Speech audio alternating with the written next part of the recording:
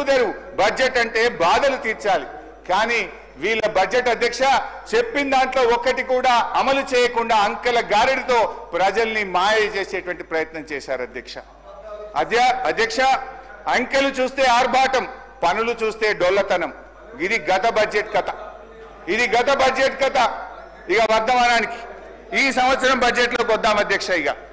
ఇక ఈ సంవత్సరం బడ్జెట్లోకి వద్దాం అధ్యక్ష ఈ బడ్జెట్లో బట్టి గారు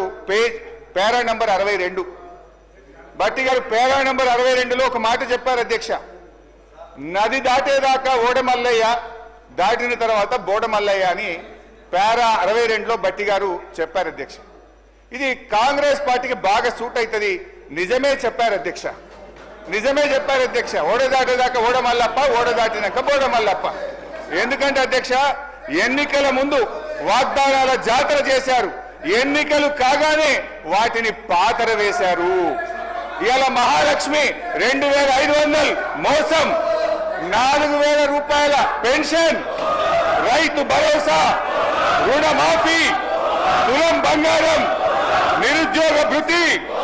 ఏడాదిలో 2 లక్షల ఉద్యోగాలు ఉద్యోగులకు పిఆర్సీ 4 డిఏలు ఆటో డ్రైవర్లకు 12,000 అన్ని పంటలకు బోనస్ ప్రభుత్వంలో ఆర్టీసీ విలీనం 5 లక్షల విద్యార్థి భరోసా కార్డు బట్టి గారు ఇప్పుడు చెప్పండి బోడమల్లయ్య ముచ్చట ఎవరికి వర్తిస్తుందో ఒకసారి చెప్పాలని చెప్పి నేను బట్టి గారిని కోరుతా ఉన్నా అధ్యక్ష ప్రస్తుత బడ్జెట్ పై కూర్చోండి బైసా ప్లీజ్ నేను మాట్లాడినాక ఉప ముఖ్యమంత్రి గారు మాట్లాడతారు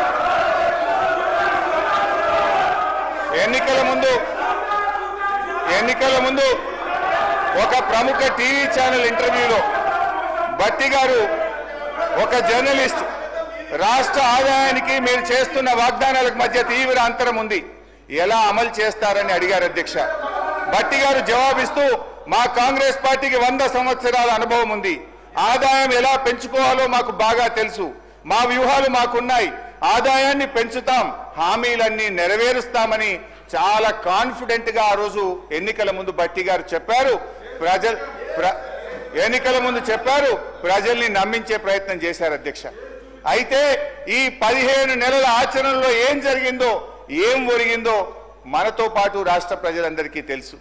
వాస్తవిక బడ్జెట్ అంటూ డాంబికంగా ప్రవేశపెట్టిన గత బడ్జెట్ ఏమైందో చూశాం ఇప్పుడు మళ్ళీ 3,04,965 కోట్ల రూపాయల బడ్జెట్ అని మరో గాలిమేడ కట్టారు అధ్యక్ష ఇది మోస్ట్ డిజాస్ట్రస్ రూలింగ్ ఇది most disappointment budget Congress disastrous పరిపాలన వల్ల రాష్ట్ర ఆదాయం మీద నెగటివ్ ఎఫెక్ట్ చూపిస్తుంది రాష్ట్ర ఆదాయం అంతకంతకు క్షీణిస్తా ఉంది మరి అనుభవం గల బట్టి గారు ఇప్పుడు ఏం చేయాలి చెప్పాలి ఈరోజు ఎందుకంటే అయితే తమ యొక్క పరిపాలనా వైఫల్యాలను సరి చేసుకోవాలి లేదంటే రేవంత్ రెడ్డి గారి ఫార్ములా ప్రకారం ప్రభుత్వ భూములు అమ్మాలి ఏనుముల వారి పాలనలో మరి ఎన్ని భూములు కథం పట్టిస్తారో తెలియదు అధ్యక్ష ఎందుకంటే అధ్యక్ష గచ్చిబౌలిలో 400 ఎకరాలను వేలం చేయడం ద్వారా 30,000 కోట్లు రాబట్టాలని నిర్ణయించారు ఇప్పటికే టీజీఏసీ భూములు తాకట్టు పెట్టి 10,000 కోట్ల రూపాయలు అప్పు తెచ్చారు ఇప్పుడేమో హెచ్ఎండిఏ ఆస్తులు తాకట్టు పెట్టి మరో 20,000 కోట్ల అప్పు తెస్తామని మొన్ననే అసెంబ్లీలో సమాధానం చెప్పారు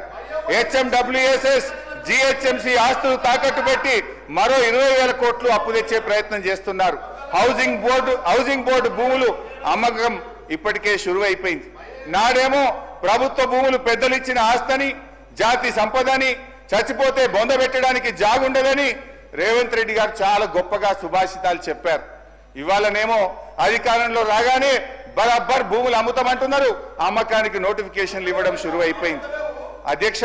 అమ్మొద్దని ఆక్షేపించిన నోటితోనే ఇవాళ భూములను అర్రాస్ పాట పాడుతా ఉన్నారు అధ్యక్ష దీన్ని వాటన్ తీరు మాట్లాడే దిగజారుడు రాజకీయం అంటారు అధ్యక్ష మొత్తంగా 50,000